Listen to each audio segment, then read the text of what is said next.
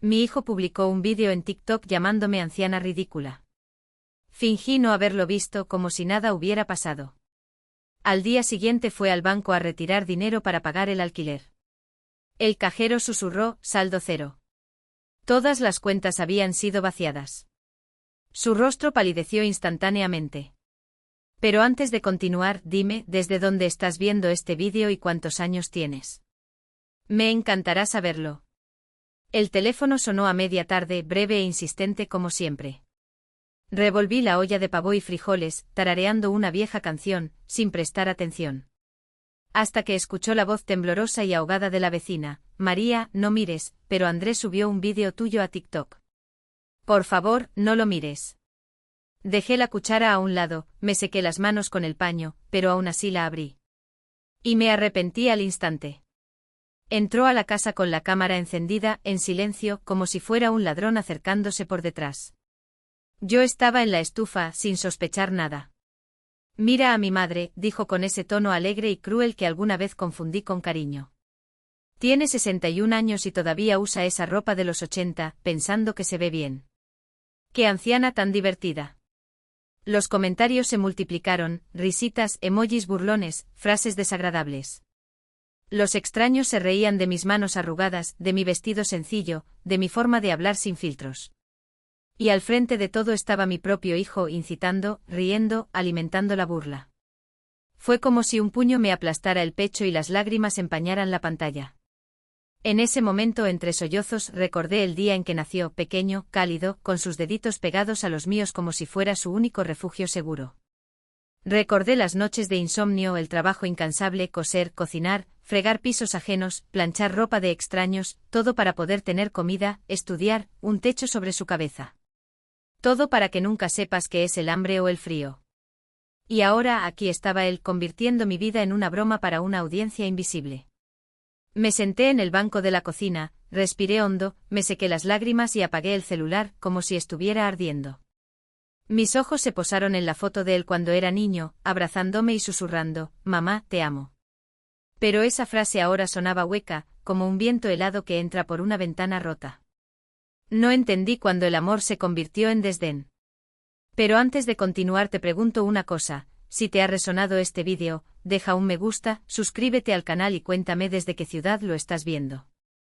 De esta manera sé que mi historia no se cuenta en vano. Esa noche fue interminable.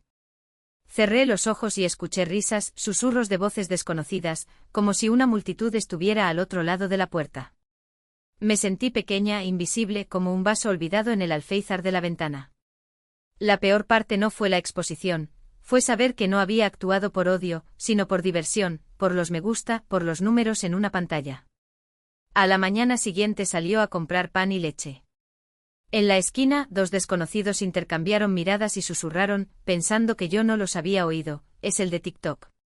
Bajé la cabeza y seguí adelante como si no hubiera escuchado nada, pero cada paso me dolía por dentro. Cuando llegué a casa, vi que André había colgado otro vídeo. Esta vez él y su novia representaron una parodia de cómo los regañé, imitando mi voz, distorsionando mis palabras. Miles de me gusta, miles de risas y mi cara convertida en meme. Ese día no lloré. Me quedé quieto como acero templado en agua. Entré a la habitación, abrí el viejo cofre de madera donde guardo mis documentos. Ahí está mi vida en papel, contratos de alquiler, recibos de ahorro, cada centavo ahorrado con sudor. Andrés siempre pensó que todo esto venía por herencia, por suerte. Pero la verdad es que todo lo construí con mis propias manos, con mi cuerpo cansado, con mi terquedad. Extendí los papeles sobre la mesa y los observé con calma, no con ira, sino con la dignidad de quien sabe lo que vale. Recordé las palabras de mi madre, no choques, hija. Responde inteligentemente. En ese momento frente al espejo, las arrugas que ayer me avergonzaban se convirtieron en medallas. Cada uno fue una batalla ganada. Murmuré para mis adentros, no permitiré que nadie, ni siquiera mi hijo, me haga sentir más pequeña. No sé cómo ni cuándo, pero tu burla no quedará sin respuesta. Y esa respuesta no será con gritos ni venganzas mezquinas, sino con justicia. Encendí la luz, me senté a la mesa, abrí una libreta y comencé a escribir. No era un plan de venganza, era un plan de equilibrio. Lo que merece toda madre que se ha cerrado las manos por trabajar tanto cuando, un día, escucha risas dirigidas a ella. Cerré el cuaderno, apagué la luz y me acosté. Afuera, la luna iluminaba la calle vacía, como nieve sin huellas. Seguramente en algún lugar André seguía grabando sus vídeos, convencido de que yo no entendía nada. Pero lo entendí. Y por primera vez en años tenía algo que no tenía ya: silencio, fuerza y control. Dormí tranquila no porque hubiera ganado, sino porque dejé de tener miedo. La ridícula anciana se había despertado. Y eso fue solo el comienzo. Los días siguientes fueron como una frase sin palabras. Cuando salía al mercado o a la iglesia sentía los ojos en la espalda, como corrientes de aire frío. Algunos volvieron la cara por lástima, otros susurraron sin ceremonias. Ya no necesitaban hablar en voz alta, el vídeo ya había hablado por ellos. Lo que más me dolió no fue la risa, sino el vacío que la rodeaba. Nadie se acercaba a preguntar cómo estaba. Ni siquiera André apareció. Me enteré por mi vecino que lo habían invitado a un programa en Moscú, para hablar de su éxito en las redes. En la televisión, se rió y me llamó personaje. Apagué el dispositivo y miré mi reflejo en la pantalla oscura, como un extraño. Por la noche apenas dormí. A veces sacaba mi celular y veía el vídeo allí, con millones de reproducciones. Cada comentario era una puñalada: qué vieja más patética, pobre hijo, debería darle vergüenza.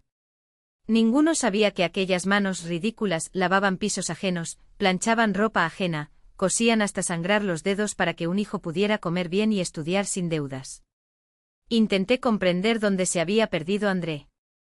Me acordé del niño que llegó a casa de la escuela y se abrazó a mí, el joven que juró hacer todo por su madre. Cuando tu mirada se volvió fría, calculadora, interesada solo en lo que podías ganar. El domingo después de misa, el padre Miguel me llevó aparte. María, no cargues sola con esta cruz. Dios sabe que el corazón de una madre puede romperse y seguir latiendo. Sonreí, pero no pude responder. Mis ojos solo reflejaban lo que quedaba, no era falta de fe, era la esperanza menguante. Cuando regresé a casa, encontré una caja de cartón en la puerta. Dentro mis fotos, algunas rotas, otras garabateadas con rotulador. En uno escrito con su letra: actualiza tu look, mamá. Ya no somos los años 80. Me temblaban las manos. Por primera vez en mucho tiempo, no sentí dolor, sentí una ira clara y seca, como si finalmente me hubiera quitado las anteojeras y hubiera visto todo sin excusas. Reuní las piezas con cuidado y fui al cofre. Abrí las carpetas, contratos, recibos, cada documento era una página de mi historia. Una historia de trabajo, no de suerte. Una historia que nadie podría borrar. Ordené los papeles sobre la mesa, alineé las esquinas y entendí una cosa simple: la fuerza no está en el dinero, sino en el recorrido detrás de cada moneda. Y mi viaje no fue obra del azar, fue una construcción diaria, gota a gota. Después de eso, respiré profundamente. André, hijo mío, ahora me toca a mí. El mismo niño que cargaba en mi espalda mientras cosía hasta que salía el sol ahora se reía de mi máquina de coser como si fuera un trofeo de museo. Pero olvidó que los museos guardan la historia, y la mía no es una historia de derrota. Aquella primera máquina, comprada con monedas guardadas entre parche y parche, todavía crujía como una protesta. Cada punto que ella planteó fue un ladrillo en la pared que nos protegía. Cada línea que ella dibujaba era un paso que André daba sin hambre. Y ahora, mientras mostraba su adaptación a los nuevos tiempos en pantallas luminosas, toqué la madera gastada de la mesa donde empezó todo. El olor a tela quemada todavía estaba ahí, mezclado con el perfume barato que usaba cuando iba a vender mis piezas puerta a puerta. ¿Adaptación, André? Susurré a las paredes vacías. Te adaptaste a pisar a quienes te levantaban. Cerré el álbum con un golpe seco. Las fotos no mintieron, estaba el niño que lloró cuando se rasgó los pantalones, el adolescente que ocultó su vergüenza cuando le entregué sus cuadernos remendados en la escuela, el joven que prometió, con lágrimas en los ojos, que un día lo devolvería todo. Pero el hombre que entró hoy aquí ya no tenía esos ojos. Habían sido reemplazados por lentes que solo veían números, y los números no lloran. Cogí el teléfono de nuevo. Esta vez no fue para los abogados. Fue para la mujer que me enseñó a coser cuando mis manos temblaban de frío y miedo. Tía Valia, escribí. Ella contestó al segundo timbre como siempre, como si supiera que necesitaría escuchar su voz áspera decir, María, hija mía, ya no eres esa niña asustada. Y no fue así. No después de haber enterrado a un marido, criado sola a un hijo y construido un imperio con aguja e hilo. Necesito tu ayuda, dije sin rodeos. No para coser, sino para recordar. Ella entendió. Siempre lo entendí.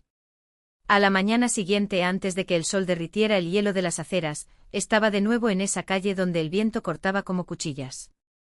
La casa donde empezó todo todavía estaba allí, ahora con las paredes desconchadas y el toldo remendado, como yo. Llamé a la puerta. La abrió una mujer joven con un niño en el regazo. Sus ojos se abrieron cuando me reconocieron. ¿Es usted la señorita María?, preguntó meciendo al bebé. ¿Qué cosiste aquí antes? Asentí. Ella sonrió tímidamente. Mi madre todavía usa un vestido que le hiciste para su boda. Dice que fue el único que nunca lo rompió. No respondí. En lugar de eso, pasé los dedos por la pared, sintiendo las grietas como cicatrices.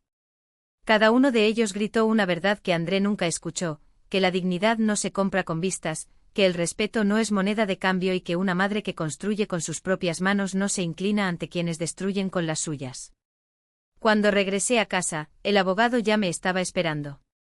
Sobre la mesa, documentos que André nunca imaginó que existían, cada alquiler pagado a tiempo, cada renovación registrada, cada centavo invertido con mi sudor. Hojeó los papeles con un respeto que mi hijo había perdido. Lo tienes todo, María, dijo cerrando la carpeta. Incluso los mensajes en los que admite que solo usó la casa para contenido. Sonrisa. No fue una sonrisa de victoria, sino de alivio. Como quien finalmente cierra una puerta que debería haber estado cerrada con llave hace mucho tiempo. Entonces es el momento, dije cogiendo el bolígrafo. De André aprendiendo que la vida no es un reality show. Y que algunas deudas no se pueden pagar con me gusta. La punta del bolígrafo rascaba el papel con la misma firmeza con la que mis agujas perforaban la tela décadas atrás. Cada letra era un punto. Cada firma un nudo que no se desataría. Afuera, la ciudad estaba despertando. En algún lugar, un algoritmo decidió cuál sería la próxima tendencia. Pero aquí, entre esas cuatro paredes, solo había una verdad: lo que se construye con amor no se puede derribar con arrogancia. Y André estaba a punto de descubrirlo por las malas. La línea del bolígrafo se secó sobre el papel como un corte limpio, sin dudarlo. Cada sílaba de esos documentos era un ladrillo en la pared que finalmente había decidido construir. Ya no había lugar para medias palabras, ni para la ilusión de que el cariño se mide en concesiones. La puerta se cerró detrás de Lora con la misma precisión con la que yo había cerrado el álbum horas antes. Su perfume dulce y barato todavía flotaba en el aire, mezclado con el olor a cera de las velas encendidas, como si el propio ambiente intentara purgar esa presencia. Pero no había ira en mí. Había algo más pesado, más definitivo, la certeza de quien ya cruzó el punto de no retorno. El teléfono sonó 3 veces antes de que respondiera la voz automatizada del banco. Todos nuestros agentes están ocupados. Su llamada es importante para nosotros. Mentir. Mi llamada no era importante para nadie más que para mí. Y eso era exactamente lo que había aprendido a aceptar. Mientras la música de espera zumbaba en mi oído, mis dedos se deslizaron sobre el sobremanila. El papel era grueso, oficial, de esos que no se rompen por casualidad. 3 palabras saltaron como cuchillos: actividad sospechosa, distancia biométrica, congelación. Andrés. Por supuesto que era él. El niño que nunca entendió que el dinero no es un juguete, ni un trofeo para lucirse en historias efímeras. Fue sangre, sudor, agujas que me perforaron los dedos hasta dejarlos callosos. Buenas tardes, María Ivanovna. La voz del gerente era educada pero tensa, como la de quien ya sabe que la conversación no será fácil. Recibimos una alerta sobre intentos de acceso no autorizados a su cuenta principal. Según el protocolo, debemos confirmar cierta información antes de realizar cualquier operación. Podía escuchar el clic del teclado al otro lado, como si cada letra tecleada fuera un clavo más en el ataúd de sus ilusiones. No se preocupe, señora. Es solo un procedimiento de seguridad. Otra mentira educada. Ellos lo sabían. Todos siempre supieron que André era un riesgo, un agujero en un sistema que yo mismo había cosido con hilos de oro y paciencia. ¿Quién autorizó estos intentos? Mi voz no tembló. No había lugar para temblar. Silencio. Un suspiro contenido. Según el registro, era una firma digital vinculada a tu perfil, pero la biometría no coincidía con los estándares registrados. En otras palabras, intentó falsificar mi firma. Una vez más, subestimaste mi atención. Una vez más, pensó que el mundo giraría en torno a sus caprichos. Bloquear todo. La orden salió seca, como una cuchilla. Todas las cuentas, todo el acceso remoto. A partir de hoy, cualquier movimiento solo estará sujeto a mi presencia física y firma ante notario. Sin excepciones. Pero señora, esto podría causar problemas. ¿Trastornos? Repetí, casi riendo. El único problema aquí es pensar que todavía permitiría que alguien juegue con lo que construí. El gerente tragó. Me lo imaginaba ajustándose la corbata, mirando la pantalla como si ésta pudiera darle una salida. ¿Cómo quieres proceder con los valores congelados? Miré por la ventana. El sol golpeaba las hojas de magnolia, haciéndolas brillar como monedas viejas. Eran árboles que yo mismo había plantado, regado y podado. Sobrevivieron a inviernos, plagas, tormentas. Ellos también sobrevivirían a eso.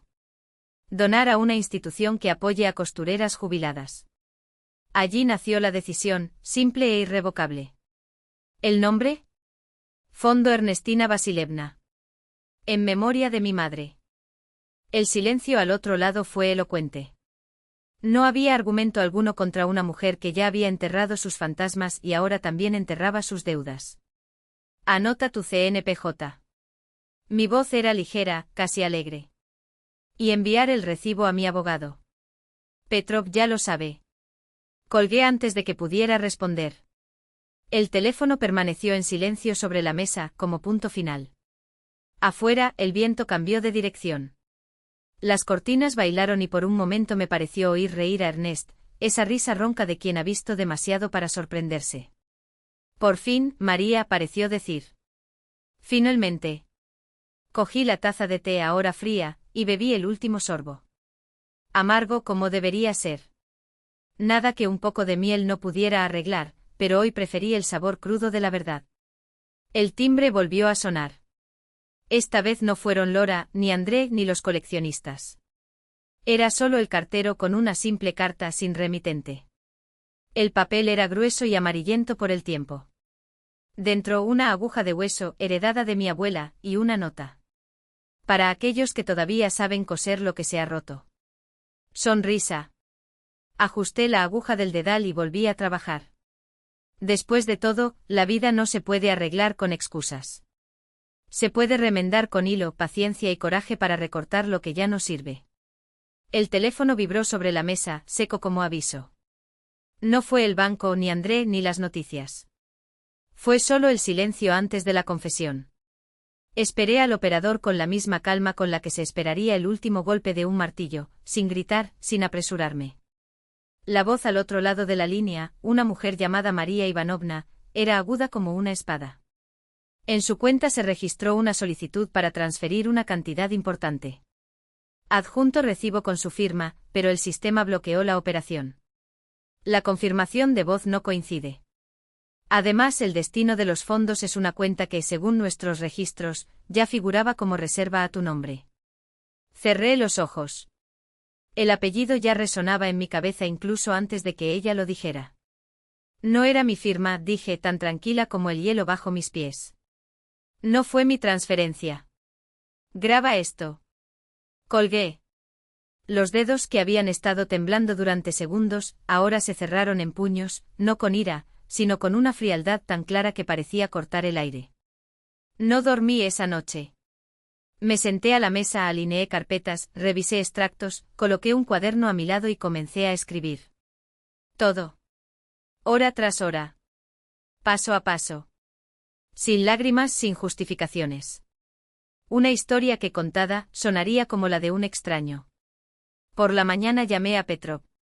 Solo preguntó, ¿estás segura, María Ivanovna? ¿De qué? Yo pregunté.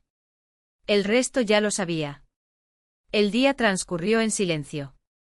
Ordené la casa, limpié las ventanas, no porque Borka viniera de visita, sino porque quería que las paredes respiraran en calma antes de la tormenta. Por la noche el teléfono tembló una vez brevemente como un suspiro reprimido. Un mensaje, mami, necesito hablar contigo. Lo ignoré. Es por tu bien, escribió como si esas palabras todavía tuvieran poder. Por mí, repetí en voz baja sin sonreír. Entonces ven mañana a las 10. Llegó puntual con los ojos hundidos y la barba sin afeitar. Laura esperó en el coche golpeando el suelo con el pie y los dedos nerviosos en el volante. André entró sin llamar, como siempre. Mamá, todo se salió de control, comenzó como si yo no lo supiera. No quería hacerte daño. Solo necesitaba ayuda. ¿Ayuda? Repetí lentamente. ¿O qué no conseguiste? Su boca se torció como si la verdad lo hubiera pellizcado. No entiendes lo que es mantener mi nivel. La gente espera. Contratos, apariencias, tengo que igualarlos. Entonces rompe la fachada, dije. La vida no se construye, André. Construyes un escenario. Caminó por la habitación, aplastando su propia desesperación entre sus dedos. No tienes idea de lo que es ser juzgado por millones de ojos. Sí, lo sé, respondí en voz baja. Esta Botnia cuando expusiste mi rostro para que el mundo se riera. Bajó la cabeza. Sus hombros cayeron como si llevaran algo que finalmente ya no podían soportar. Cometí un error. Pero sabes que te amo, ¿no? El amor es respeto, hijo. Ese que perdiste hace mucho tiempo. El silencio se prolongó, espeso como una cuerda a punto de romperse. Por un instante vi en él al niño que temblaba con el trueno. Pero los ojos volvieron a ser duros, como los de un adulto. Está bien, escupió abruptamente. No quiere ayudar, no ayuda. Pero cuando todo se desmorone, no vengas llorando a mí. No te preocupes, dijo. No lo planeo. Se fue dando un portazo. Vi su sombra alejarse por la acera y por primera vez no corrí tras él. Esta vez no. A la mañana siguiente terminamos lo que habíamos empezado. Revocamos todos los poderes donde aparecía el nombre de André a modo de prevención. Eliminamos su número de cualquier acceso, cambiamos las instrucciones para casos de emergencia, nada, absolutamente nada, sería divulgado sin mi presencia física. Cuando fue necesario, marqué casillas para auditorías internas, ninguna transacción pasaría desapercibida, ninguna firma falsificada escaparía. Firmé cada trozo de papel tan lentamente como quien cose una herida, puntada a puntada, para que no se vuelva a abrir. Más tarde ese día, llegó la notificación del banco. Todos los vínculos, accesos y poderes vinculados a Andrés Danov habían sido anulados. Sus cuentas congeladas para investigación. Sabía que la noticia le llegaría rápidamente. Y llegó. Por la noche sonó el teléfono. Respondido. Mami, la voz al otro lado de la línea era ronca, como si hubiera gritado hasta perder las fuerzas. El banco me bloqueó. Nada funciona. Facturas, pagos, todo. ¿Fuiste tú? No, respondí con firmeza. ¿Fuiste tú, André? Simplemente quité las manos del fuego. Silencio. Colgó sin despedirse. Dejé el teléfono sobre la mesa y escuché, durante mucho tiempo, el lento goteo del grifo del fregadero. No me sentí culpable. Solo una profunda quietud, la que llega cuando las fronteras finalmente se trazan en el lugar correcto. Sabía que era solo el comienzo. La calma antes de la verdadera tormenta. Y al día siguiente el mundo hablaría, no con su voz, sino con la de los titulares. No pasó mucho tiempo. Primero los susurros en los comentarios de sus vídeos, ¿dónde está su madre? Esta historia es demasiado conveniente. Luego, como una marea, vino el resto. Un sitio web 2-3. En el telediario de la mañana, una frase seca: los bancos están investigando un intento de transferencia fraudulenta de la cuenta de Bogoroditsa Zanova por parte de su hijo, Andrés Zanov. Miré la pantalla, las letras que aparecían en la parte inferior, y no me sentí enojado. Solo un vacío como después de un fuerte viento que se lleva todo lo que no quedó atrapado. A él no le dolió. Le dolió al niño que un día tembló con un trueno y ahora robó del techo de su propia madre. 3 días después estaba en mi puerta. Envejecido con ojeras grises y manos temblorosas. Afuera, en el auto, Laura golpeaba nerviosamente el suelo con los pies y se apoyaba en el volante cuando él subió. Mami, la voz era áspera como papel de lija. Señalé la silla. Se sentó y miró a su alrededor como si viera la casa por primera vez. Lo perdí todo, dijo rápidamente como si temiera que las palabras lo abandonaran. Contratos cancelados, sociedades terminadas, Laura se fue. Dijo que no puede soportar más humillación pública. Los amigos desaparecieron. Yo no pensé que llegaría a esto. Me quedé en silencio. Tragó con fuerza. No te imaginas cómo me siento. Todos me miran como a un monstruo. No, dije en voz baja. Quería ser amado por extraños. Y eligió el camino más fácil, reírse de su propia sangre. Él frunció el ceño como si hubiera llamado. No sabes lo que es ser humillado delante de miles. Lo sé, respondí. Tú me enseñaste. Bajó los ojos. Y luego en un susurro. Solo un poquito. Prestado. Solo hasta que me recupere. Me levanté, tomé la carpeta que había preparado y la coloqué frente a él. No es dinero. Él arqueó las cejas. Es una lista de trabajos. Ayudante de carpintero en el taller de Zarkov, ayudante de almacén en el distribuidor, conductor de reparto, despachador de taxi. Trabajo honesto. Empiece por cualquiera. Comienza contigo mismo. ¿Quieres que trabaje? Me reí brevemente con incredulidad. Sí, André. Como hizo tu madre toda su vida. Las hojas se le escaparon de los dedos y se esparcieron por el suelo, tan ligeras como plumas. No lo creo, murmuró. Yo tampoco, dijo. Nunca pensé que te vería tan extraño. Estuvo sentado durante mucho tiempo. Luego se levantó lentamente sin dar un portazo al salir, como si temiera despertar la casa. El auto arrancó. Laura ni siquiera miró hacia atrás.